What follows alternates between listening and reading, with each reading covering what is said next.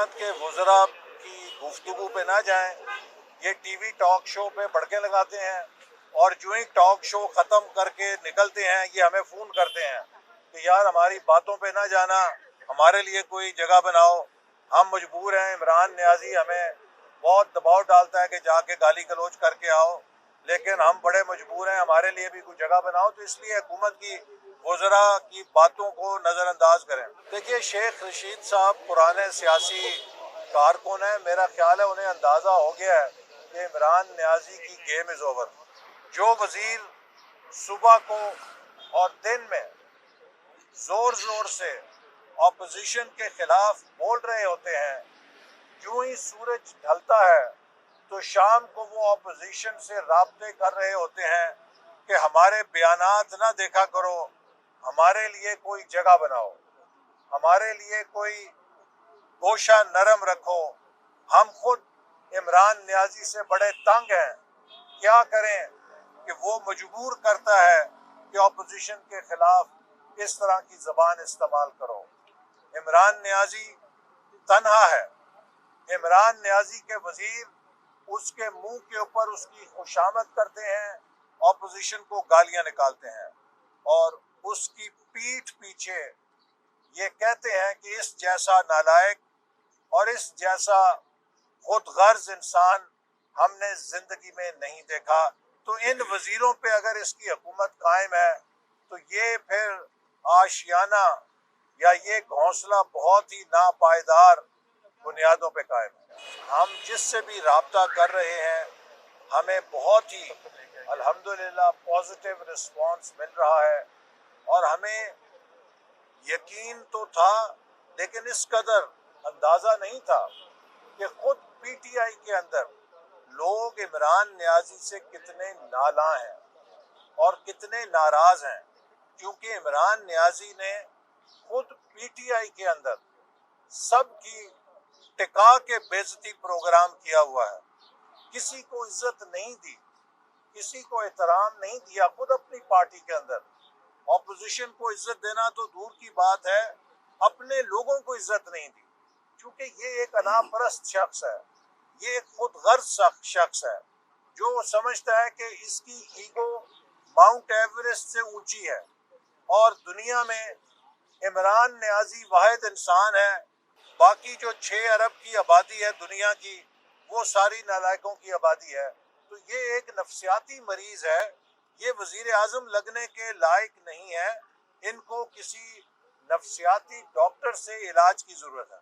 पीका कानून peoples party के दौर में बना था और 2 दफ़ा ऑर्डिनेंस भी जारी हुए उस वक्त। मुस्लिम लीग नून ने इस पर मुकम्मल पार्लियामेंट का जो ज़ाब्ता है, कार्रवाई है, उसके ज़रिए 2 साल के बाद इसको पार्लियामेंट ने पास किया। हमने किसी ऑर्डिनेंस के ज़रिए से लागू नहीं किया और हमारे दौर में हमने इसका कोई ऐसा नाजायज़ इस्तेमाल नहीं किया जिससे कि हम हुकूमत के इख्तियारात को इस्तेमाल करके सहाफ़ियों को उनकी आवाज़ को दबाते। आपको पता है कि स्पीकर कानून के बावजूद मीडिया ने जितना मुस्लिम लीग नून का डंका बजाया है उसकी पाकिस्तान में कोई तारीख नहीं मिलती, कोई मिसाल नहीं मिलती। हमारे दौर में जितना मीडिया आज़ाद था, जितनी उसने हुकूमत के ऊपर तनकीद की, जितनी इमरान नियाज़ी की खाली कुर्सियों को छुपाकर 4-4 घंटे इमरान नियाज़ी के भाषण अवाम को सुनाए, इसकी तो मिसाल ही नहीं मिलती। तो मुस्लिम लीग नून ने तो मीडिया को जितनी आज़ादी दी, शायद पाकिस्तान की तारीख में किसी हुकूमत के दौरान मीडिया इतना आज़ाद खुद को नहीं महसूस करता था कि जो चाहता था, जैसे चाहता था, जितना चाहता था, हुकूमत के खिलाफ बोलता था। ये शख्स जो खुद को सादिक और अमीन कहता है, करोड़ों रुपए की करप्शन फॉरेन फंडिंग केस में इसकी सामने आ चुकी है। जिस शख्स ने बैरूनी मुमालिक से मिलने वाले तोहफों में भी गबन किया है, वो दूसरों को चोर और डाकू कहता है। फिर हम मुसलसल मुतालबा कर रहे हैं कि इमरान नियाज़ी साहब ये बताएं कि 3 साल पहले आपका इनकम टैक्स 1.25 लाख रुपए था।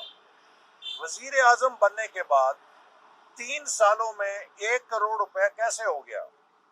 ہمیں بھی یہ نسخہ بتائیں، ہم بھی 5 سال حکومت میں رہے ہیں، ہمیں تو یہ کوئی سمجھ نہیں آتی کہ حکومت میں وزیر اعظم یا وزیر بننے سے 1.25 سے 1 کروڑ انکم ٹیکس کیسے بڑھتا ہے؟ اگر آپ کا اتنے ہزاروں گنا ٹیکس بڑھا ہے تو اس کا مطلب یہ ہے کہ اسی تناسب سے آپ کی آمدن میں بھی اضافہ ہوا ہے۔ تو وہ کیا نئے ذرائع آمدن ہے جو آپ کو وزیر اعظم بننے کے بعد مل گئے ہیں؟ قوم کا حق ہے۔ آپ تو کہتے تھے کہ حضرت عمر رضی اللہ عنہ سے سوال کیا جاتا تھا کہ آپ نے 2 چادریں کیسے لیں، اور وہ جواب دیتے تھے یہ ریاست مدینہ ہے۔